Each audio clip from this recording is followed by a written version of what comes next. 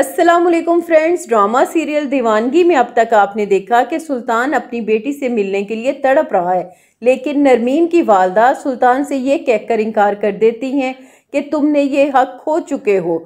सुल्तान को पछतावे की आग जीने नहीं दे रही। वो कई बार माफ़ी मांगने आया, लेकिन नरमीन के वालिदैन ने उसे माफ़ नहीं किया।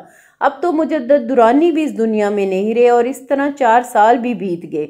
सुल्तान दुरानी की बेटी रामीन भी बड़ी हो चुकी है और वो अपनी बेटी के नाम पे एक न्यूज़ चैनल लॉन्च करता है, RTV चैनल के नाम से। दूसरी तरफ हारून की माँ, जो कि अभी तक नगीन को बहू की सूरत में तस्लीम नहीं कर पा रही, वो गुस्से में नगीन से कहती हैं कि तुम जैसी घर से भागी हुई 2 टके की लड़की, अरे कौन करता है शादी तुम जैसी लड़कियों से। वो तो मेरे बेटे की मेहरबानी कि तुमसे हमदर्दी करके शादी कर ली, वरना कहाँ तुम और कहाँ मेरा बेटा। नगीन खामोशी से उनकी बातें सुन रही होती है। एक तरफ तो हारून की माँ की कड़वी कुसीली बातें और दूसरी तरफ हारून जो आज भी उसकी परवाह बिल्कुल नहीं करता। वो आज भी उसी माजी में जी रहा है जब उसकी दोस्त उसे पैसे की खातिर छोड़ कर गई थी। फिर आप देखोगे कि हारून नगीन को किसी साइकेट्रिस्ट के पास लेकर जा रहा है और कहता है कि नगीन, हम एक बार साइकेट्रिस्ट से मिलते हैं, हो सकता है वो हमारे मसले का हल निकाल ले। हारून समझ ही नहीं पा रहा कि साइकेट्रिस्ट की ज़रूरत नगीन को नहीं बल्कि उसकी माँ को है। नगीन का सब्र भी जवाब दे चुका है। वो कहती है, हारून डॉक्टर तो कुछ भी कह देते हैं, ज़रूरी नहीं कि हम उनकी हर बात माने। तंग आ गई हूँ मैं पिछले 1 साल से एंटी डिप्रेशन की गोलियां खा खा के। अगर अल्लाह ने हमारे नसीब में औलाद लिखी तो हमें ज़रूर मिलेगी। मगर हारून ये सब समझने से कासिर है। उसे ना तो अपनी माँ का बुरा रवैया नज़र आता है और ना ही नगीन की ख्वाहिश। वो तो बस अमीर होने के लिए तगो दो कर रहा है।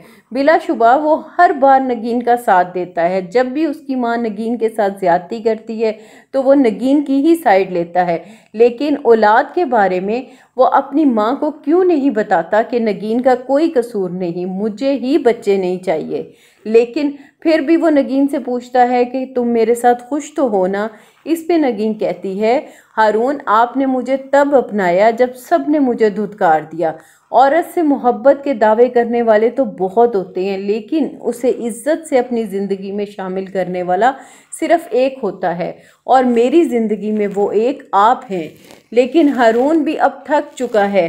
ना उसकी कोई तरक्की होती है और ना ही उसकी माँ उसे चैन लेने देती है और नगीन अलहदा से डिप्रेशन में जा रही है। फिर एक दिन नगीन और उसकी नंद निदा शॉपिंग मॉल में शॉपिंग के लिए आती हैं। इत्तेफाक से वहाँ सुल्तान दुरानी भी आ जाता है और अचानक सुल्तान की नज़र नगीन पे पड़ी तो वो दंग रह जाता है। बिल आखिर सुल्तान की तलाश भी ख़त्म हो चुकी। अब सुल्तान मुसलसल नगीन का पीछा कर रहा है, लेकिन नगीन को पता नहीं कि सुल्तान उसका पीछा कर रहा है। वो अपने देहान में निदा के जहेज़ की शॉपिंग करती है और आखिरकार अपने ऑफिस में आकर वो अपने दोस्त से फ़ोन पे बात करता है कि मुझे यकीन था कि वो एक ना एक दिन मेरे सामने ज़रूर आएगी, लेकिन इस तरह अचानक ये तो मेरे वहमो गुमान में भी नहीं था। वो अपने दोस्त से मशवरा लेता है कि मुझे क्या करना चाहिए, जिस पे वो सुल्तान से सवाल करता है, क्या तू उसे पाना चाहता है? तो सुल्तान जज्बाती होके कहता है, हर हाल में हर कीमत पे। सुल्तान दुरानी को अब उम्मीद की किरण नज़र आ चुकी है। वो किसी भी कीमत में नगीन तक पहुंचेगा और शायद नगीन को इसकी कीमत अदा करनी पड़ेगी।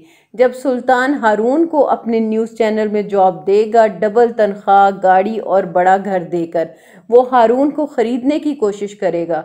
तो फ्रेंड्स, क्या एक बार फिर सुल्तान नगीन की ज़िंदगी को अजाब बना देगा और हारून सुल्तान के हाथों कठपुतली बन जाएगा?